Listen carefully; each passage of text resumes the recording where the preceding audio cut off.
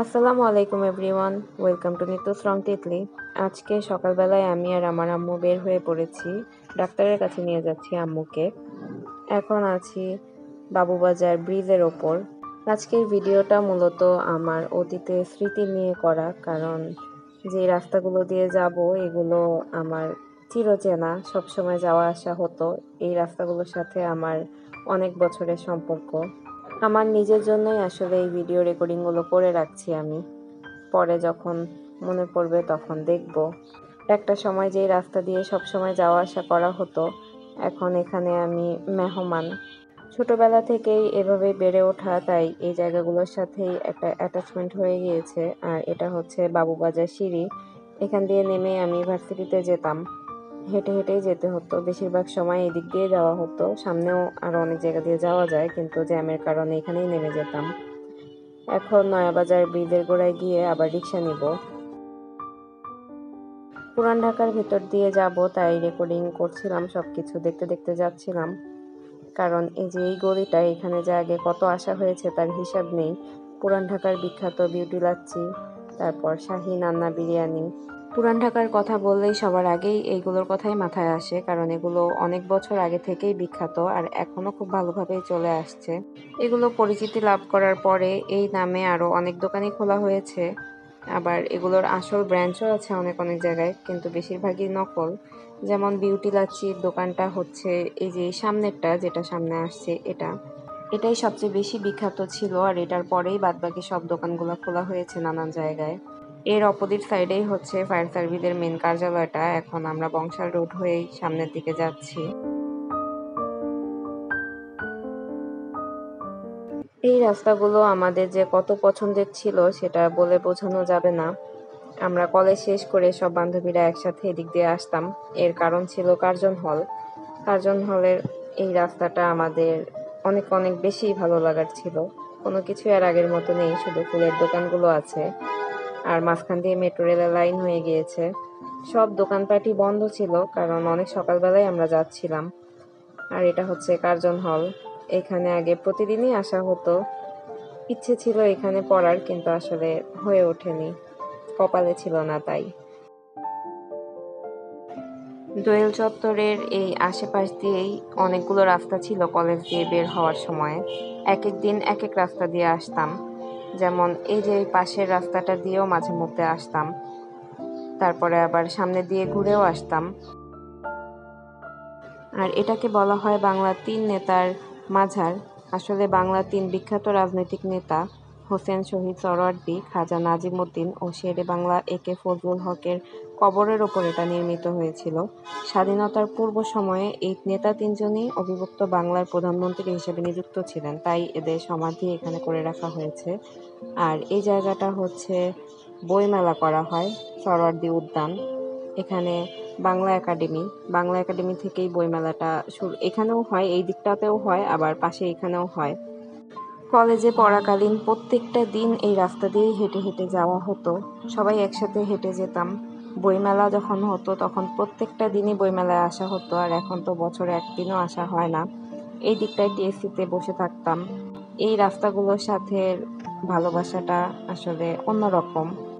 আম্মুর সাথেও অনেকবার আসা হয়েছে এই জায়গাগুলোতে, তারপরেও যতবার এখান দিয়ে যাই আসি আম্মুকে শুধু বলতে থাকি গল্প। আর এটা হচ্ছে জাতীয় কবি কাজী নজরুল ইসলামের কবরস্থান।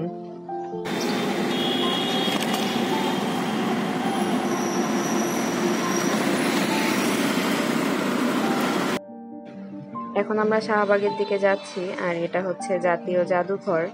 অনেকবারই আসা হয়েছে এখানে, কিন্তু তারপরেও মনে হয় যেন আবার আসি। দেখতে ভালোই লাগতো আমার সবকিছু। আর রাস্তার ডান দিকেই ছিল শিশু পার্ক। শিশু পার্কে ছোটবেলায় আসা হয়েছে, আর কলেজ পর্যন্তই আসা হয়েছে। 2017 সালের পরে আর আসা হয়নি। আর এখন তো এটা বন্ধ, নতুন করে আবার করবে হয়তো। 2024 সালের 5ই আগস্টের পর থেকে তো শাহবাগ অনেক জনপ্রিয়তা লাভ করেছে। যত আন্দোলন এখন এখানেই হয়। আমি আম্মুকে বলছিলাম যে তোমার কোনো চাওয়া পাওয়া আছে কিনা সরকারের কাছে বলো, আমরাও একটু আন্দোলন করি।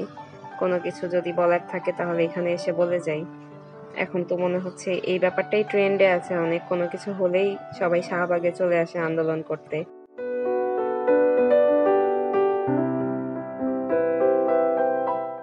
যাওয়ার পথে এই বিল্ডিংটা চোখে পড়লো, একটু আনকমন মনে হলো, দেয়ালের সাথে সব গাছ লাগানো।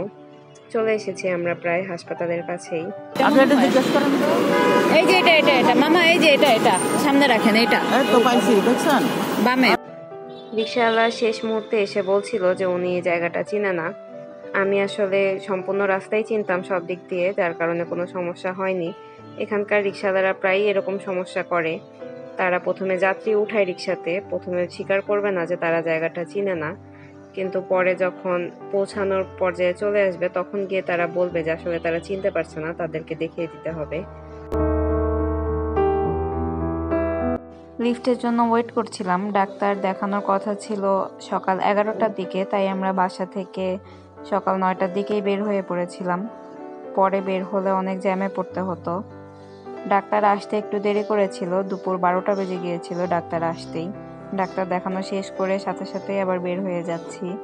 আমাদের 3 নাম্বার সিরিয়াল ছিল ডাক্তার দেখানোর জন্য, তাই তাড়াতাড়ি দেখানো শেষ হয়ে গিয়েছে। এখন বাহিরে বের হয়ে রিক্সা নিব। বাহিরে অনেক বেশি রোদ ছিল, অনেক গরম পড়ছিল সেদিন। দুইজনই রোজা ছিলাম, আমি আর আম্মু, যার কারণে খুব খারাপ লাগছিল। সামনে যে রিক্সা পেয়েছি সেটাই নিয়ে নিয়েছি। এই রিক্সা আবার বেশি দূর পর্যন্ত যাবেও না, তাই গাউছিয়া পর্যন্ত রিক্সা নিয়েছিলাম।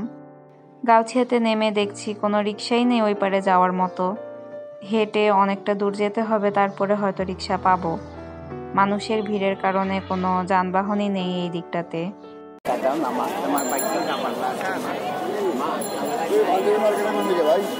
গাউছিয়া, নিউ মার্কেট, চাঁদনী চক এগুলোতে হাঁটার অবস্থাই ছিল না সেদিন।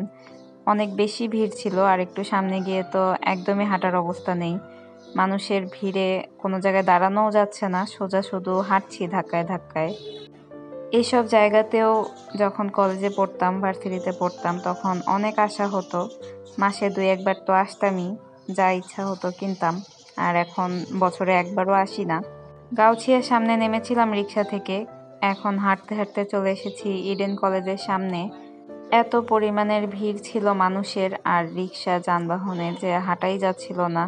কোনো রকমে হাঁটতে হাঁটতে সামনের দিকে এসেই রিক্সা নিয়েছি। যখন কলেজে পড়তাম তখন কলেজের সামনে দিয়ে একটা বাস আসতো, যেটা নিউ মার্কেটে নামিয়ে দিত। বাসটার নাম ঠিক আমার খেয়াল নেই, 7 নাম্বার বাস বলতাম সেটাকে। জনপ্রতি 5 টাকা করে লাগতো। আমরা বান্ধবীরা সবাই আসতাম তখন নিউ মার্কেটে, প্রায়ই আসা হতো এই জন্য। এই তো বুয়েটে সেই পছন্দের রাস্তাটা আমার। এখানে সপ্তাহে 4 দিন পড়তে আসতাম। এখানকার একটা বড় ভাইয়ার কাছে আমি আর আমার বান্ধবী পড়তাম। সপ্তাহে 4 দিন আসা লাগতো। গরমের জন্য অনেক খারাপ লাগছিল তখন রিক্সায়। একটু পরপরই জ্যাম ছিল। আমার আর আম্মু দুজনেরই অবস্থা খারাপ হয়ে গিয়েছিল। রোজা ছিলাম, গলা শুকিয়ে কাঠ হয়েছিল একদম।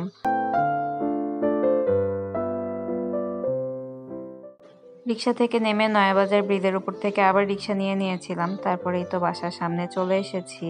সামনের এই কুকুরটা এমনভাবে বসেছিল রাস্তায়, মনে হচ্ছে রাস্তাটা একদম ওরই, রাস্তার মাঝখানে শুয়েছিল।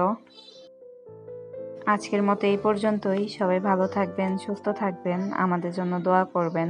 আল্লাহ হাফেজ।